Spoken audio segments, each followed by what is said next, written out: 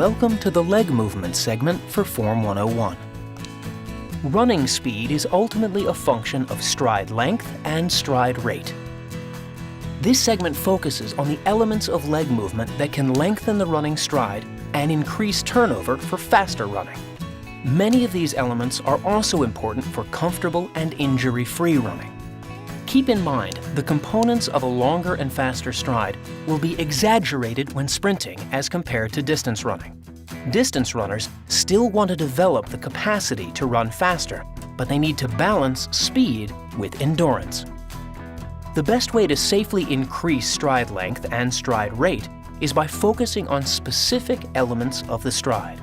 Here are 10 essentials of leg movement to teach your runners. Then check out the activity segments in a running start for exercises that will help runners incorporate these essentials into their stride.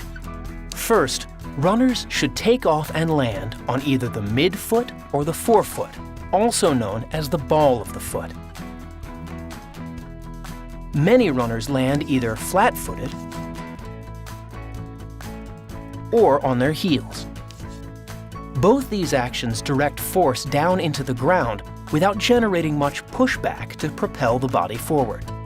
Notice that this adjustment, to running way up on the tiptoes, is different from running on the balls of the feet. It's also inefficient, as the runner can't generate enough force to propel himself forward. The next essential of leg movement, and a closely related one, is to run lightly on one's feet. Runners should avoid pounding or plodding.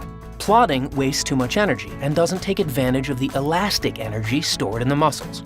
Pounding decreases one's speed and also strains the bones and joints. These are flaws you can sometimes diagnose by listening to foot strike.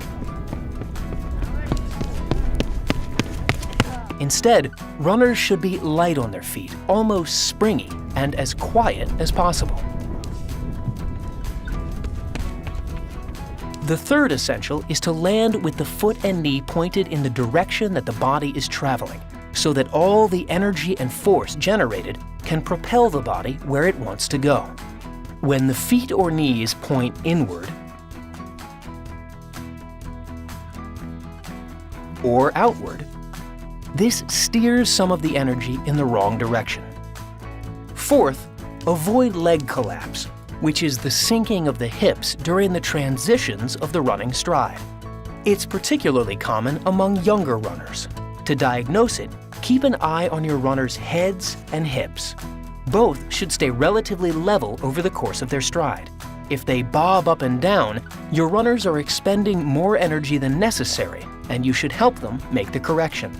Also, watch for excessive bending at the knee joints immediately after the runner's foot hits the ground.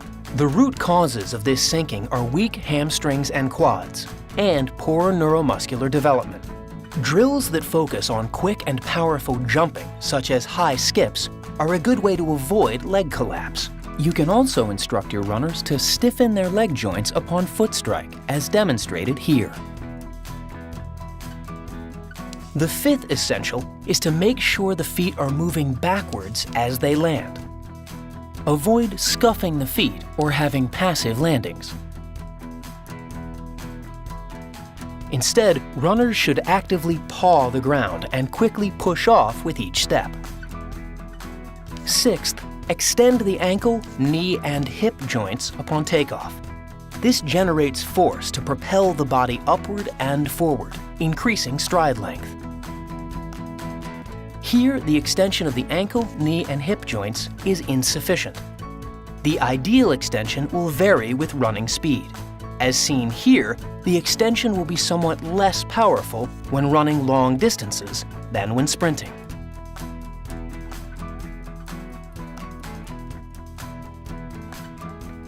Seventh, lift the foot up toward the butt quickly after pushing off the ground.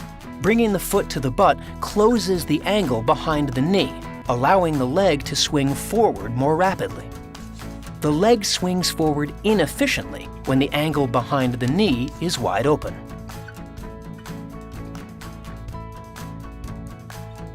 As shown here, when running speed increases, the runner's foot should rise higher toward the butt.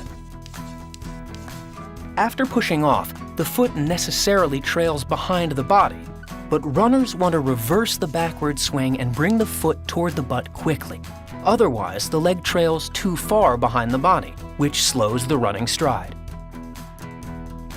The eighth essential is to drive the knees forward and upward as the legs swing forward. This is also known as knee lift, a concept that's often misunderstood. What it doesn't mean is lifting the knees straight up. That leads to a bouncy up and down motion, which wastes energy. Instead, ideal knee lift feels more like driving the knee forward. Notice here how there's not enough knee lift. This is good knee lift for running long distances. As running speed increases, lift the knee higher. While excessive for distance running, this is just right for sprinting. But even sprinters can lift their knees too high, as we see here.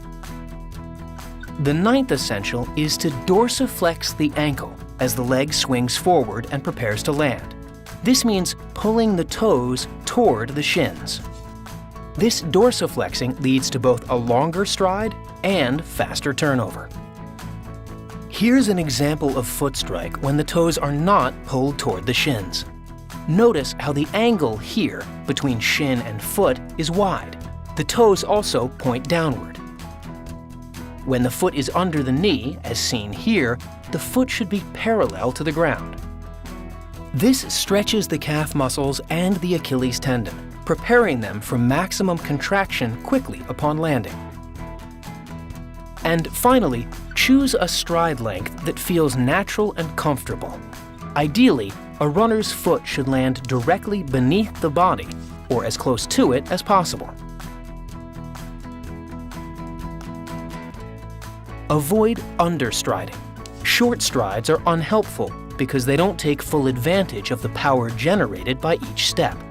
And avoid overstriding, in which the foot lands well in front of the hips and center of mass.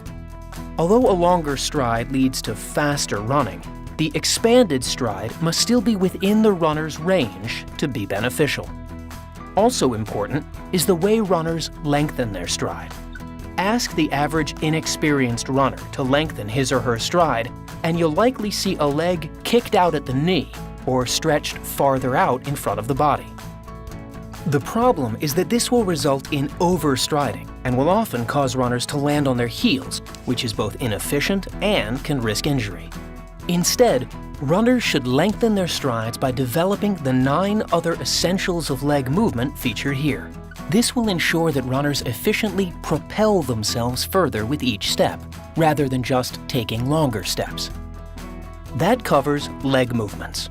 Here are some reminders, and be sure to check out our other Form 101 segments.